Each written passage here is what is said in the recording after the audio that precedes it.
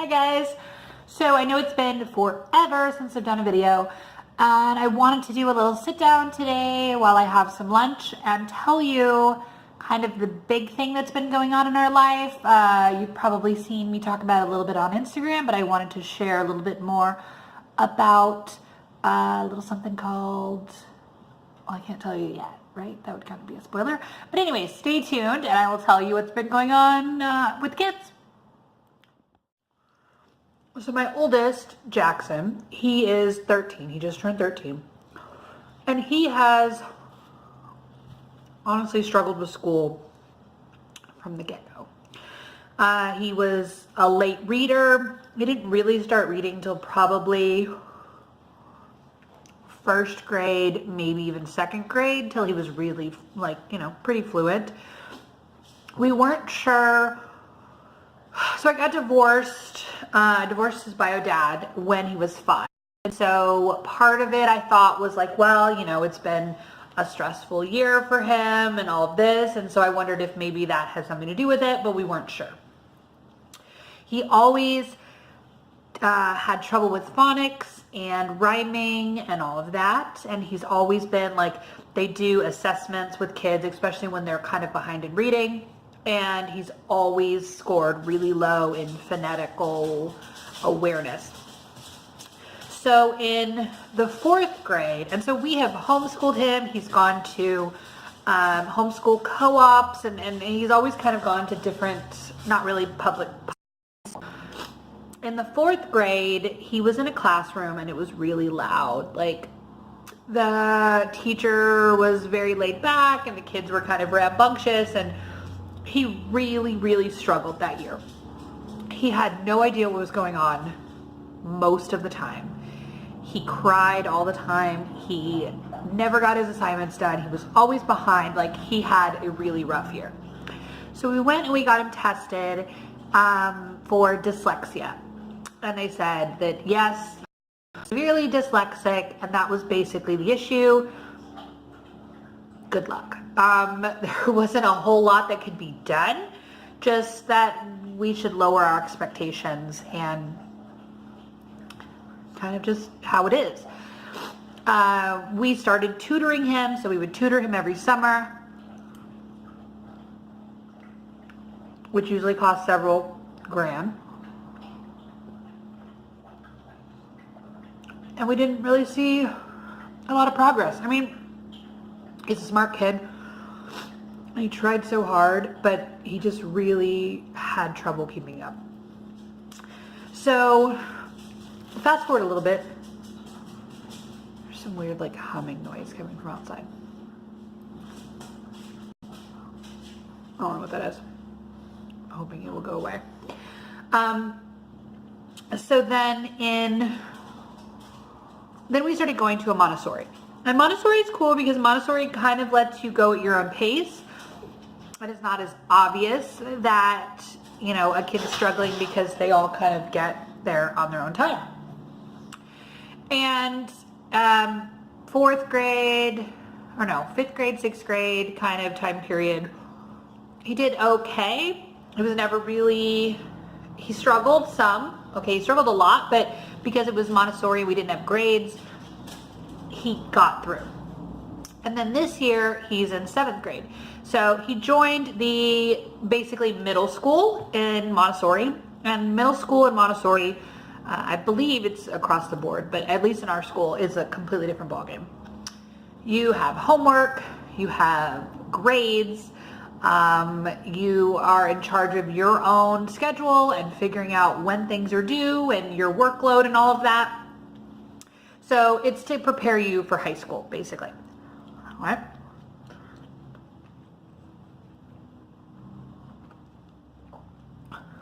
It kicked our butt.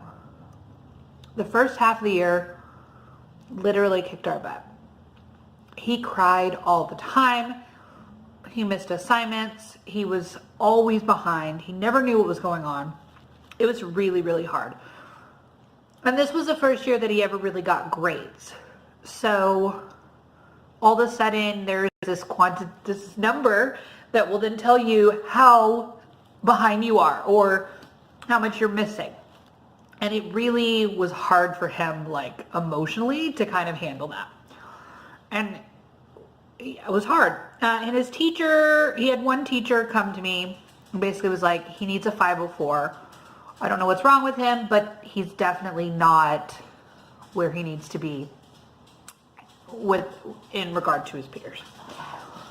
So we had kind of started the 504 process for dyslexia at least, to go, okay, at least we're all on the same page. We all have the same expectations. Let's start the 504 process.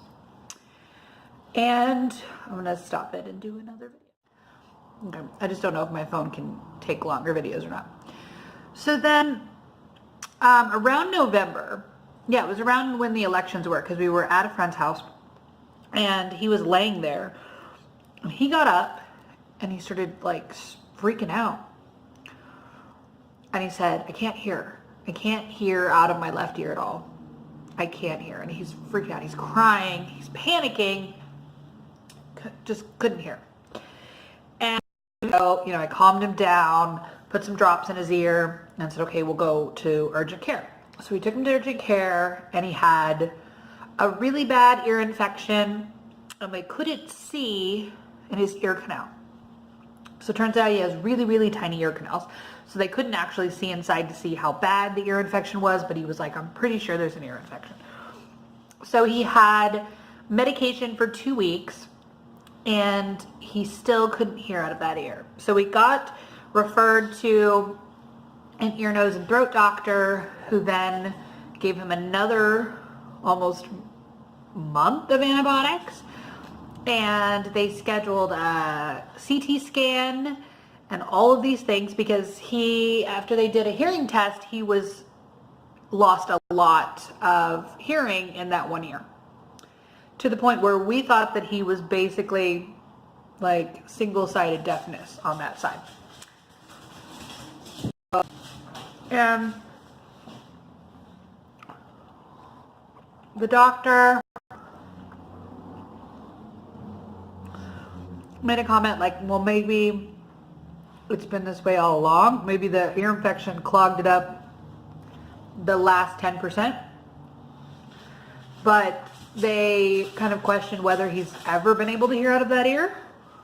And that would explain a lot of his struggles in school and a lot of those other issues. So we went back and forth with that. Lots of doctor's appointments, lots of going to get earwax cleaned out, and then more hearing tests and all of that. And so finally in, I want to say January, maybe February, he finally had a good hearing test. So his ears were cleared out and he was able to hear again out of that ear. And so we're like, okay, we're in the clear.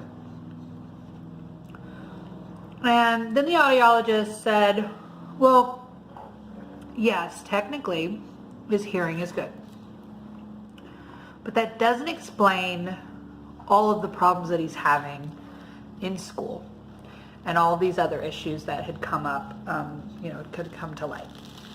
So she suggested that we go to a doctor here in Portland and get tested for auditory processing disorder.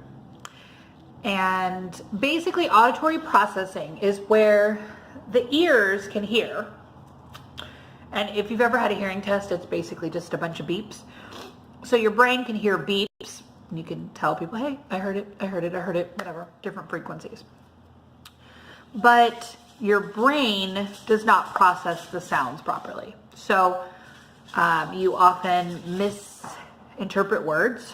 So like when I started kind of testing him out at home, one time he said, oh, my hands are really dry. And I said, oh, the lotion, go get the lotion. It's over there. He kind of looked at me for a second. He kind of paused. And I go, what did I say? And he said, I heard ocean and I don't think that's right. So maybe lotion? Like he hears words differently. And you also have trouble in loud places. Normally your brain can pick out, like, I need to be listening to Linda in front of me. And so you pick that out, and then the background noise you're able to kind of ignore it. With auditory processing, you don't have that capability. So in a loud space, you really have trouble hearing and focusing and knowing who to kind of listen to. And as you get older and your classroom gets louder and you have more social situations, that's when you really start to struggle. And we had seen Jackson do things like he didn't know when a homework assignment was due, even though they told him, or he thought it was due on Tuesday, but it was really due on Monday because he kind of made the assumption because he didn't hear, or he kind of filled in the gaps. So anyway, we sent us to this doctor, and we did it was almost 4 hours long, and they hooked him up to electrodes, and they did lots of booth testing, and they did all sorts of things. And it turns out he has severe auditory processing. So he has really struggled, probably forever, to be able to hear properly and get what was going on around him. So about probably 30 minutes into this test, maybe 45, the doctor comes out and she gives me this giant notebook and she plops it down in front of me and she goes, "You're going to want to start to read this." And it's all these articles about auditory processing and the treatment options and all of this. And so I'm assuming that he had it so severely that she knew pretty early on that he had auditory processing. So basically what they recommended to us was that he try hearing aids. Like if you were hard of hearing or deaf, same kind of thing. Now they're specially programmed, so they're programmed to be a low gain. So normally, like if you're deaf, your hearing aids might give you a boost of, 30 or 40, not amps, watts. I don't know what it is, but so 30, 40, 50, 60, it goes up. These are usually only around 10 for ampage. I don't even know. I'm not even saying that right. But basically, they're low gain. So they don't have a huge amplification, but what they do is they help clean up the signal, and they have microphones so that you can figure out where sounds are coming from and then be able to filter out the junk sounds and be able to focus on the teacher talking or your classmate. And then he has things like he has a program in there called peak noise where he can turn everything off so that when he wants to do homework or schoolwork, he can turn the classroom off basically and be able to focus without hearing someone go like this or tap a pencil or do whatever. So it's kind of cool. What is that in the back? Just notice my purse is, that's worse. I don't know. You might just have to see that. So he got hearing aids. I just can't fix that. It's resting on my purse, so I don't really have a choice. But anyways, so he got hearing aids. And he's had hearing aids for 8 weeks now, maybe 10. And I cannot tell you, he is a different kid. A completely different kid. Now, he's still a teenager. He's still a jerk sometimes. Okay, that's not changed. But he engages more. He talks to people more. He smiles more. He knows what's going on. There's not this, huh? What? Huh? Or, it used to be I'd go, "Jackson, let the dog out." And then he'd go, "Uh-huh." And then he'd walk off. And then I go, "What did I say?" He goes, "I don't know. I just said, yeah." So now when you say, "Take the dog out," he takes the dog out because he can hear me. It's amazing. So, and now that he gets grades, we really kind of have a good comparison. The first half of the year, before we found out that he had auditory processing, he had C's and a couple B's, low C's, and he struggled every single day. He cried. It was bad. This last semester, so the end of the year semester, he literally has straight 100s, and I'm not even exaggerating. he is knocking it out of the park. He is turning in assignments early. He knows what's going on. He gets his stuff done on time. It's a completely different kid. He's so smart, and he has struggled so much. It really probably didn't have to if we would have known about this sooner. But yeah, it's amazing. It's amazing the difference that these hearing aids have made for him. And I think he's going to really have...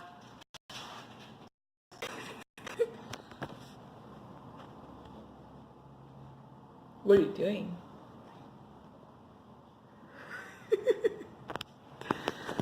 I'm really excited to see what happens and to see how he is in the future. It's amazing. It's like amazing.